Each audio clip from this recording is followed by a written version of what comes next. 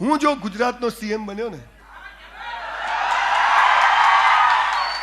તો નિયમ નંબર 2, ધોરણ 10 ધોરણ 12 પછી નો મેડિકલ એન્જિનિયરિંગ બીએસસી બીકોમ 1 વર્ષની કમ્પલસરી મિલિટરી ટ્રેનિંગ. હું શું કરું? શ્વાસ ચડે, તું ચડી જશે આખો.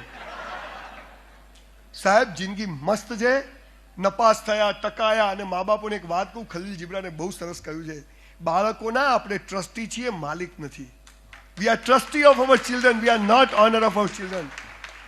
અને બાળકોને કહું છું, ભગવાન કદી જમીન પર આવ્યો નથી, આવવાનો નથી, એની તાકાત નથી, એટલે એણે મા બાપનું સર્જન કર્યું.